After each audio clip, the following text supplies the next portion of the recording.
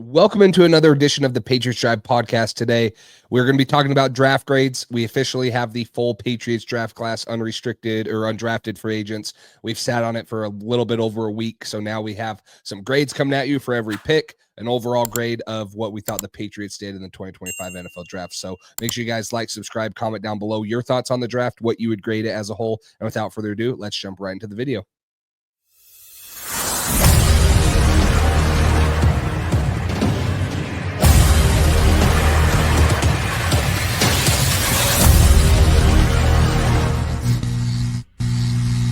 This video is sponsored by Underdog Fantasy. At Underdog Fantasy, you can pick higher or lower on 2 or more players for your chance to win 20, 30, or even 1,000 times your money in a single night. The best part about Underdog Fantasy is it's available in 33 of the 50 states. So what are you waiting for? Use code PATSDRIVE and get your first deposit matched up to $1,000 and join the millions of fans who have won on Underdog Fantasy. Make sure to download the app on the App Store or go to UnderdogFantasy.com. All right, let's jump right into this class. Again, like we said, we're going to be going over every pick that the Patriots made, maybe throw in a couple UDFAs, and then we'll grade it as a whole. So make sure you guys stay tuned for that. Let's start right at the top. The Patriots had the 4th overall pick. They went the direction a lot of us thought they would go, especially with how the board fell. So Cole, start us off. What do you think of the Will Campbell pick, and what would you grade it? Yeah, so I think the grade is a little bit different than I initially, when we talked about this live reacting, my grade was a little bit lower. And that was because I was thinking, okay, Abdul Carter, Travis Hunter, that would be an A+. But I don't think that's fair to grade the pick in that sense. I think you have to look at it with who's available at that pick and who they got. And is there guys you would prefer? What would you have preferred have done in that spot? So overall, to start it off, I think an A- is a fair grade for Will Campbell. I think you needed a left tackle. That was arguably your biggest need coming in. He is, for now, a left tackle. The reason it's a A- and not an A or A+, he does have his concerns. We know the arm length with the measurables, 33-inch arms at his pro day, 32 and 5/8 at the combine. That 33-inch mark is a huge threshold for offensive tackles in the NFL, and that number just keeps getting lower. It used to be 34, and then we had some outliers, and now it's 33. So can he prove himself to hold up at this level? Hopefully. I think he certainly has a good shot. I mean, his mentality is something you absolutely love. He is a just football maniac. He loves ball. He's a hard worker. Just so many different hype videos that you've seen of things that he's said and him getting ready for games at LSU. Like, it really gets you fired up. Even what he said on draft day, that he would die to protect Drake May. Like, that's what you want to hear. This dude is a culture builder. He is one of those guys that when you have a new coach, you have new staff around him. This is a guy who you want to build up with in your organization and have more people like him. So I love the pick as a person. And I think as a player, he's super talented. He competed at a high level in the SEC for multiple years as a starter. He's a good tackle. And I think he has a good shot to overcome that length issue in it with his arms and use different things. His athleticism, he's tested extremely well with his RAS score. So I think Will Campbell's a heck of a pick. I think he's going to be a great fit in this locker room, and he's a future captain for this team.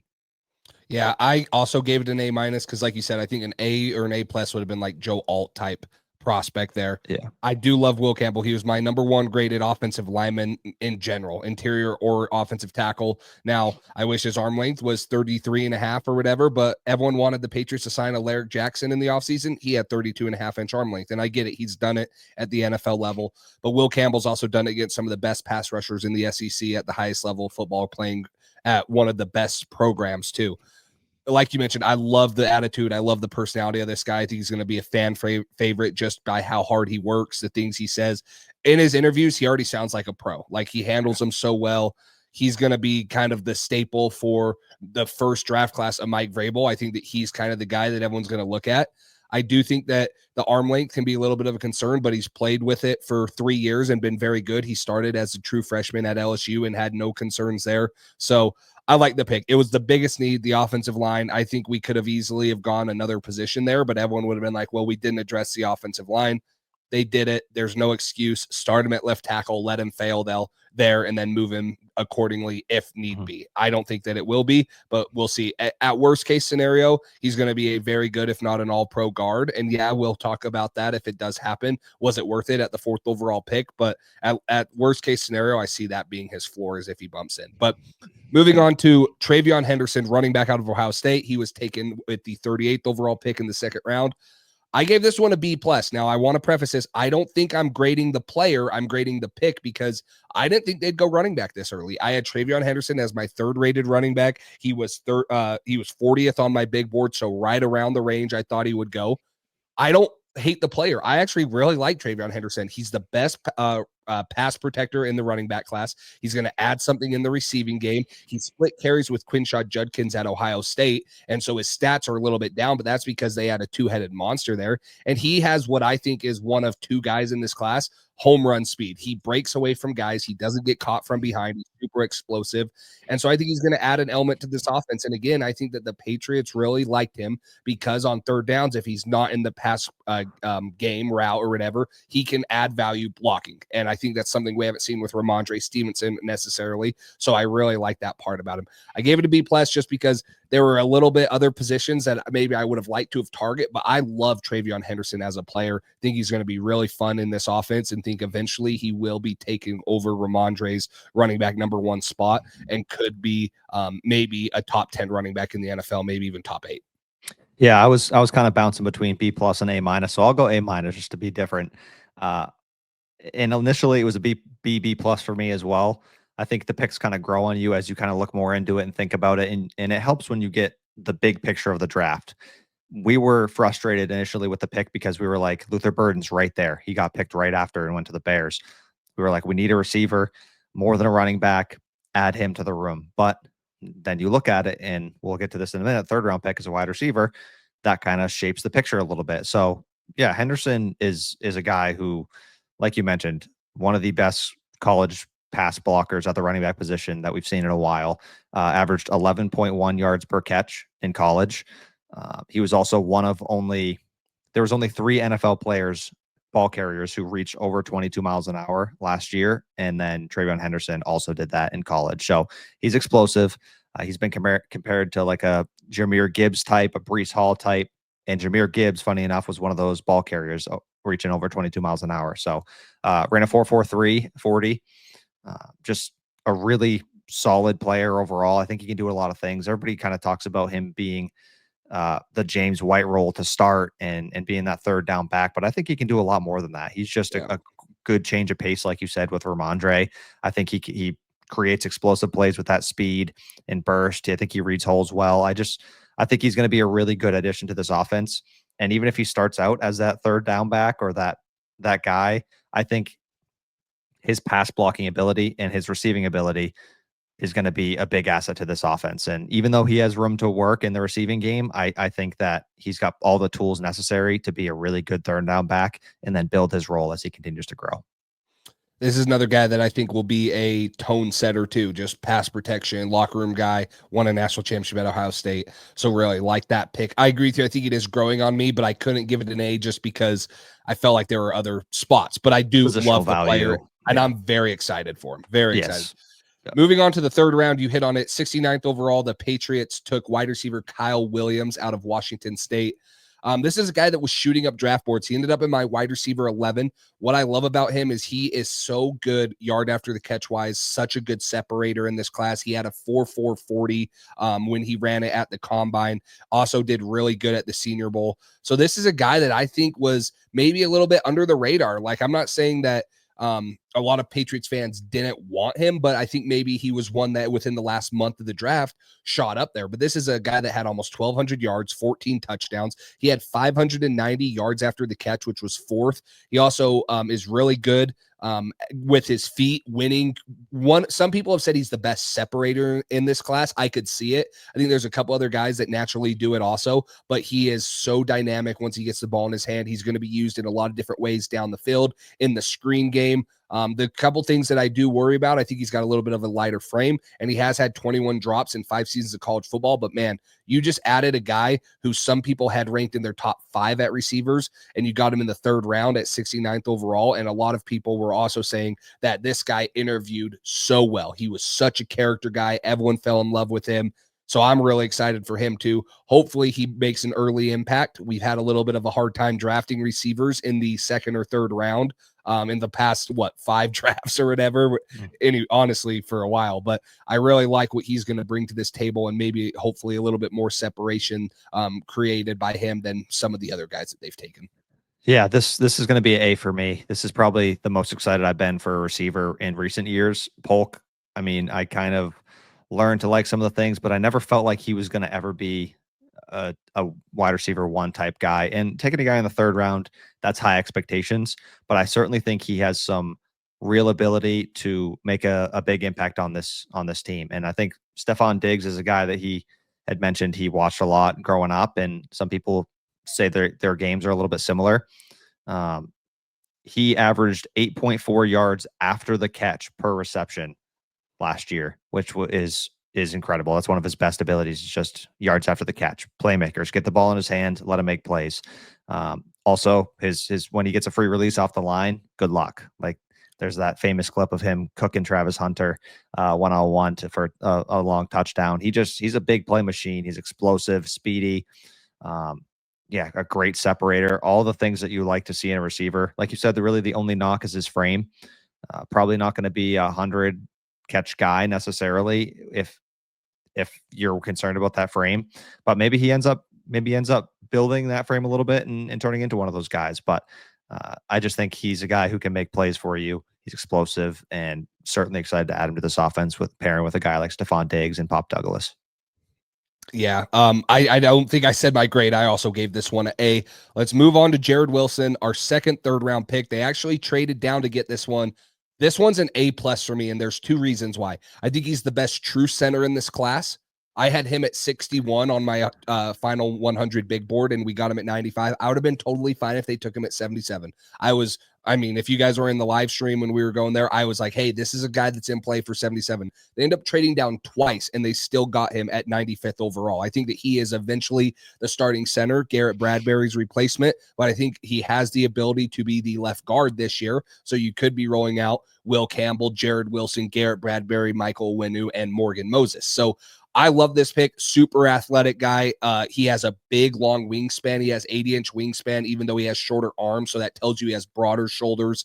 But the best true offensive center in this class, the guy that actually played it, he ran a 4.8 40 when he was at the combine. And he really only has 1 year of starting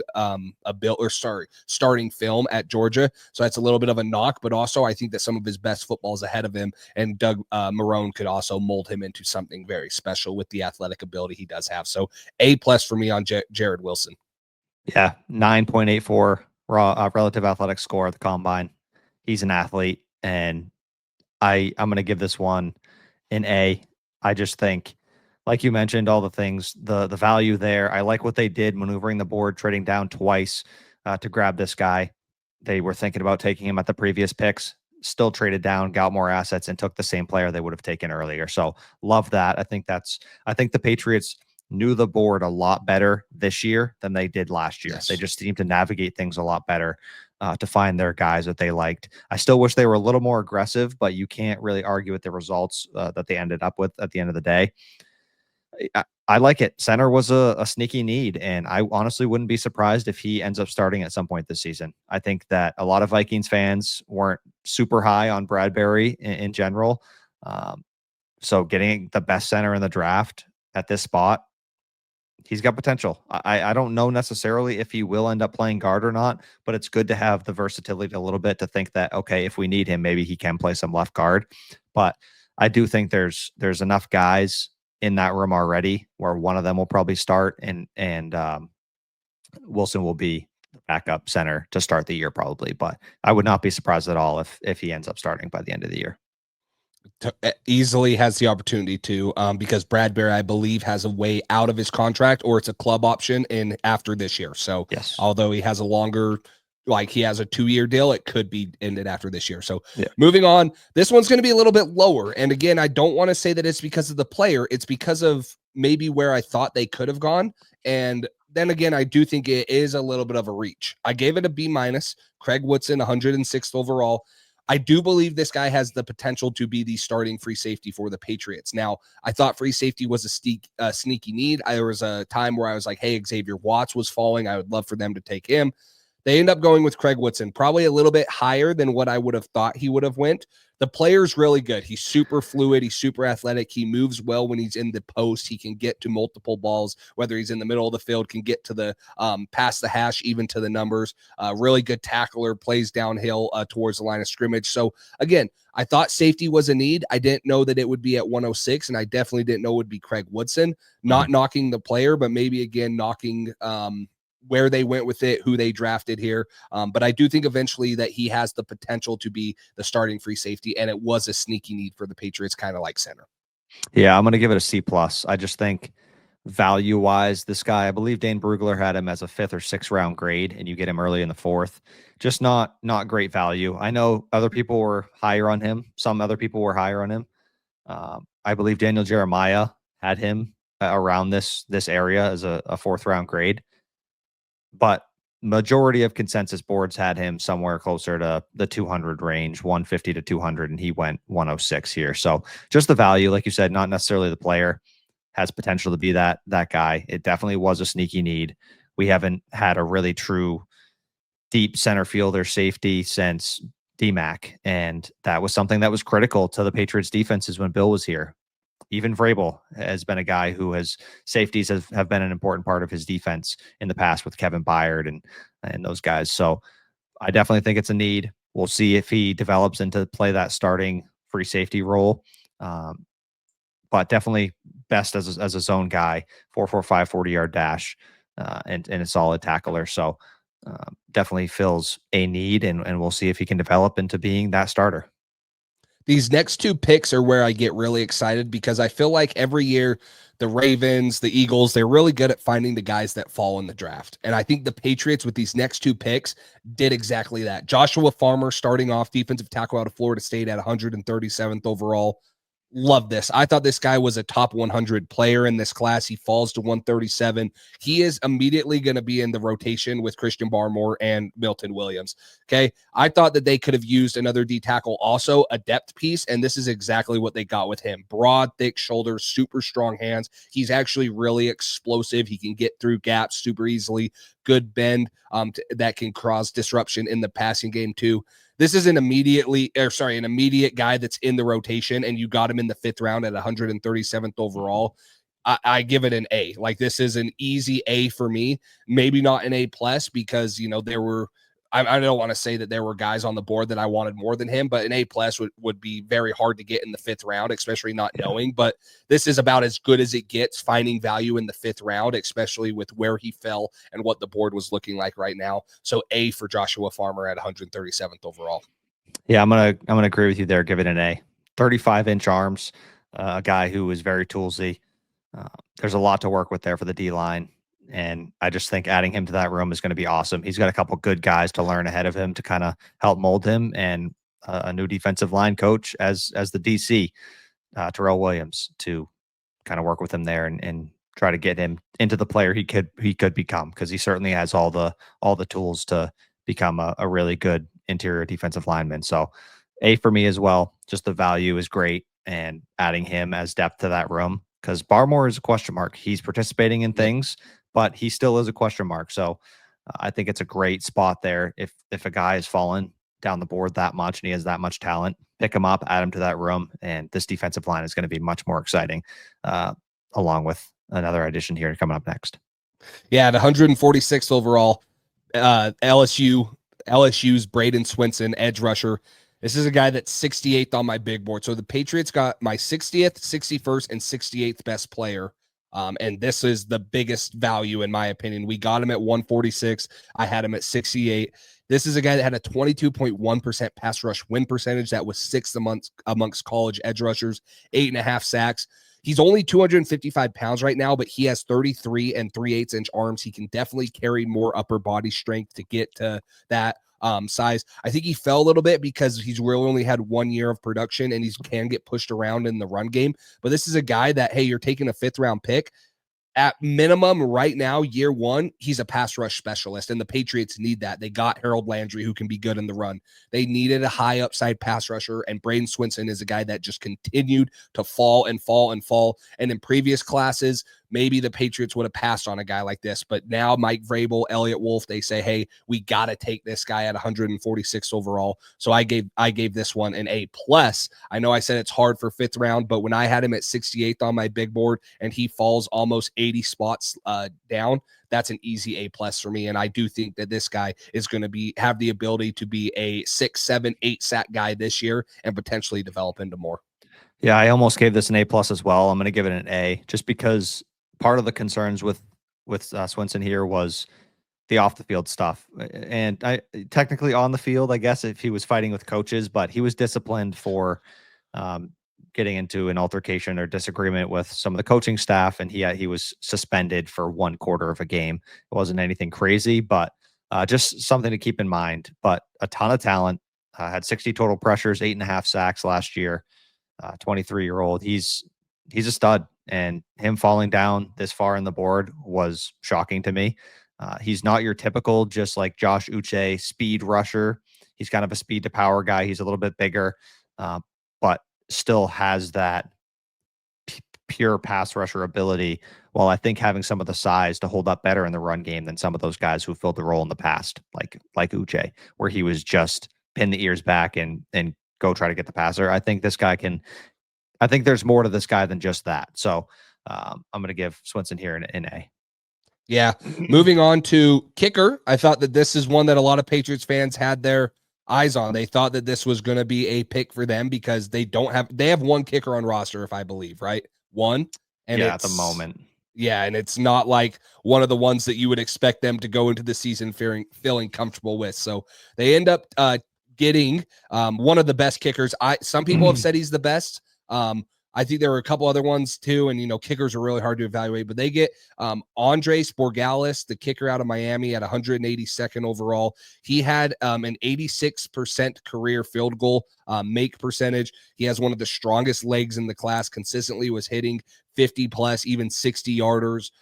And so a very good piece to the special teams room, because 2 years ago, we know what happened when we had bad kicking, even though we traded up to get a kicker. Hopefully, Boralis ends a little bit better than Chad Ryland did. But again, a specialist pick here at 182nd overall. They were the first team to take a kicker. Can't really blame them because a couple came off the board after them. So they made sure they went and got their guy so they could be good in the kicking game. Yeah, I'm going to give it an A-. I think they needed a kicker badly. John Parker Romo is the only one on the roster right now. Yeah. I think they went to school together or something. I thought they had mentioned that. I thought that was mentioned at the press conference for Andres. And 6 makes over 50 yards. Like you said, consistent, good leg. The only thing that concerns me a little bit, Miami. That's where he played. Warm weather. You don't know how that's going to translate until they're here. Hopefully it works out. Apparently they love the mental makeup on this kid. Another guy who's, I guess you could say, a culture guy. He's a kicker, so it's that only really matters so much. But having the right mentality, being a guy who is committed and confident that you're going to be able to go in there and adapt to the challenge of kicking in cold weather coming from Miami. I love that. He seemed confident, he seemed ready, and he also seemed to acknowledge that it is going to be different, which I think some people kind of brush it off as nothing, but it is. It's a big deal. It's a lot different kicking in the 80, 90-degree weather in Miami than it is in 20-degree weather with snow in Foxborough. So you got to keep that in mind. So that's really the only thing. If he kicked in the cold weather and had the same statistics, I probably would have given it an A+, because I really thought they needed to get a kicker, and they got arguably the best one in the draft. 7th round, they had 3 picks. Starting at pick 220, they take Marcus Bryan, offensive tackle out of Missouri. The best Missouri offensive lineman. No, just kidding. He played on the opposite side of Armand Membu, obviously, who went top 10 overall. But this is a guy that is he has all the traits in the world. 6'7", 320 pounds. You want to talk about short arm length with Will Campbell? Well, this guy has 34 and 5/8 inch arms. He's super powerful, moves dudes very easily. He's a project, but you needed depth project guys on the outside, and especially with the right tackle being a little bit of a question mark behind what Morgan Moses does in a year or two, and if he can stay healthy. So now you have him who can come in and push Caden Wallace or someone else to be a backup swing tackle that can play maybe left and right side. So we'll see there. We'll see. I don't mind the pick. I gave it a B just because I didn't think that he would be a guy that got drafted. Actually had an undrafted grade on him, but you're taking a guy that's massive, has long arms, and had a decent film. I don't mind it. In the 7th round, it's really hard because I'm not saying all of them are shots in the dark, but they're going after guys that they believe they can develop and pan out. And that's what I think they saw in Marcus Bryant.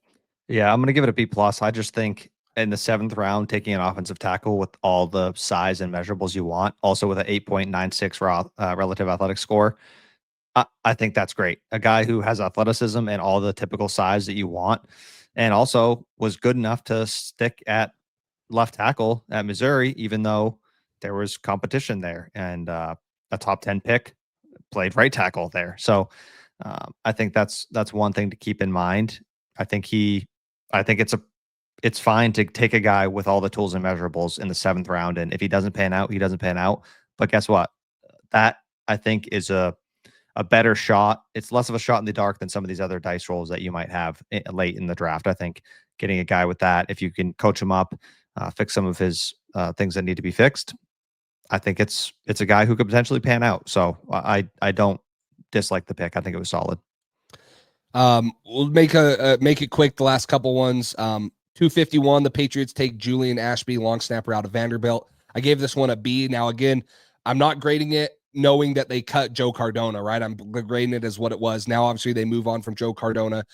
I get why they did this, right? They trade down, they get 2 extra picks, so they get this one and then the one we'll talk about later.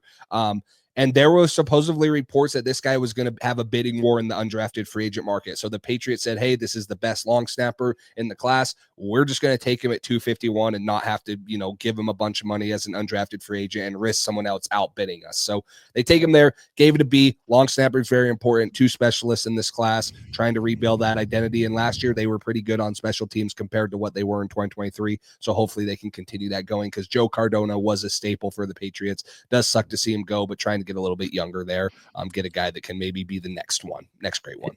Yeah, that captain's curse for the Patriots is real. I mean, it's bad. It's so many players. They're the only one left is Jabril Peppers, and he even had some incident last year as well. So it's not looking good on that front. We're gonna have a lot of turnover as far as the captains go this year. But yeah, it's a B for me. It's a long snapper. It's not super exciting, but it was one of the last picks in the draft, and you're getting a guy like you said who would have had, I guess, a bidding war over him, which is funny to say as a long snapper. But yeah, with Joe gone. In hindsight, Joe's gone. You needed a long snapper. You got one.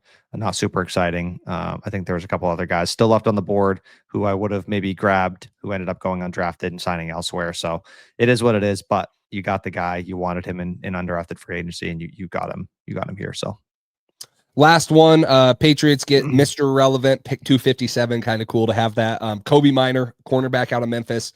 This is going to be a special teams guy, a little bit undersized, 5'11", 181. He has under 32-inch arms. He ran a 4.56, so a little bit slower guy there. Expect this guy to maybe make the roster as a special teams guy, a depth cornerback that could go in a pinch, but don't expect him to crack the top 3 or 4. I still think Alex Austin would be ahead of him. So get a little bit of depth there. Obviously, you need speed and stuff to help on the special teams units too, whether it's punt or holding up on gunner control, whether it's punt return, something like that. So more of a special teams ace there. I'm gonna give this one a B. Also, or I'll give it a B plus because it's Mr. Irrelevant. There you go. I mean, there's not much to it, honestly. So yeah, B for me. Just not super exciting for a Mr. Irrelevant pick. Like in the past, we've gotten to Brock Purdy or something like that. Just more of a fun story, I guess. But guy who primarily was an outside corner, and like you said, probably going to be fighting for a special teams role. So nothing too exciting, nothing too crazy, but overall, you can't be too mad at the last pick in the draft. It's you're throwing a dart at the board. It's nothing to be too too frustrated about. For sure. The last thing I wanted to talk about, two undrafted free agents, and we'll make this quick. Two guys that I'm really excited about that could potentially make the roster and make an impact on this team. First up is Efton Chisholm out of Eastern Washington.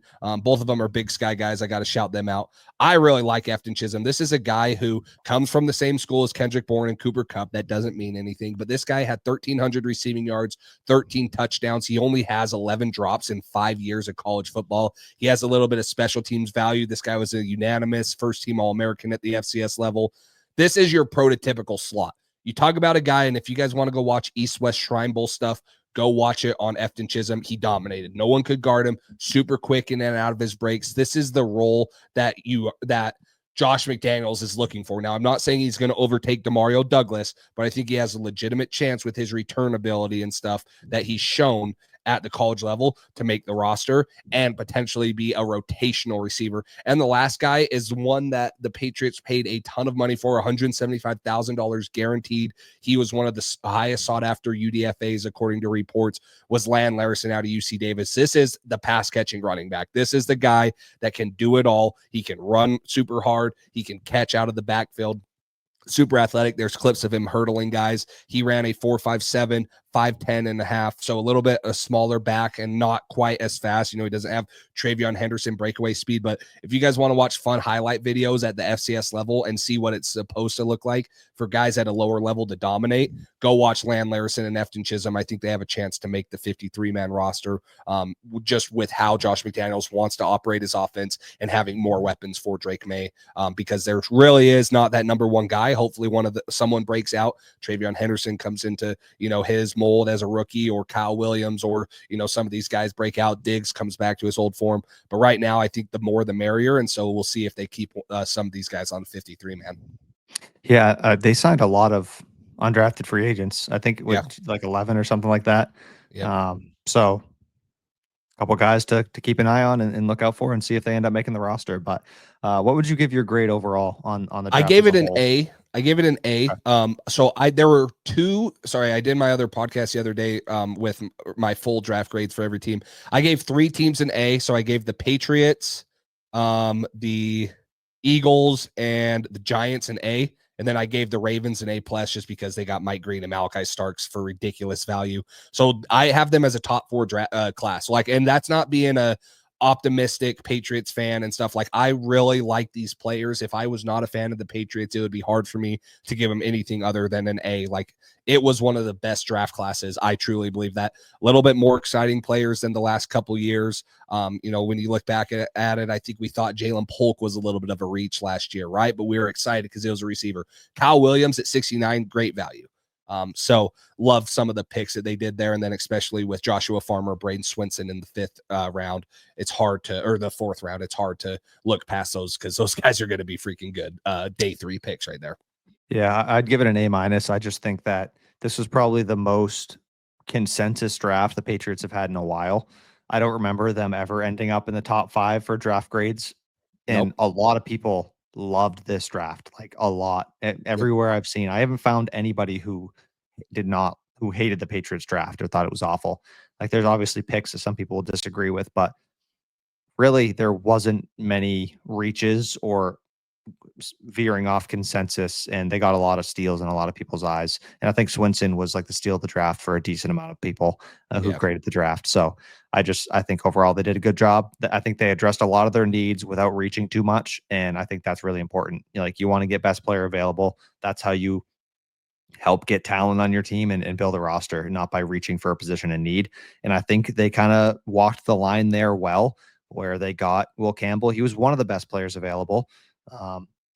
And then they thought Henderson was the best player available. They didn't care as much about positional value there. They said, hey, this guy's going to impact our team. He's explosive. Let's grab him. Then we need a receiver. But Kyle Williams is good value there still. Like, he's a good player. So I think they did a really good job. I think this is the best they've managed the board, the best they've maneuvered things with trades and knowing where people are going to go. I think it really showed Mike Vrabel and the staff he brought in, working with Elliott Wolf and the guys we currently have here. I think they did a hell of a job working together and coming here and putting together a good draft. And this could be something that is a good jump point for the Patriots to start getting back to being relevant and making the playoffs and hopefully competing for the division. So I'm very excited and happy with the offseason we've had so far. Totally agree. Love it. If you guys have any opinions, drop it down in the comments below. Let me know. Let us know your grades on the whole draft or certain players, maybe your favorite pick, least favorite pick. I can for sure tell you guys, Will Campbell, Travion Henderson, Kyle Williams, and Braden Swinson, I will be doing film reviews on. If there's someone else you guys would like me to do, you can drop it in the comments. I'll maybe look into that. Just depends, how easy it is to get the film and time-wise and stuff. But for sure, planning on those 4 guys for film reviews. So make sure you guys like the video, subscribe, turn the notification bell on for that. Appreciate you guys sitting through this. If you're still here, it was a little bit of a longer video. But, this was, like Cole mentioned, this could be a altering draft class, especially Mike Vrabel's first one. This could set up the Patriots for the next 5, hopefully 10 years with some key cornerstone players to build with Drake May off of it. So appreciate all the support. And until next time, we will talk to you guys later.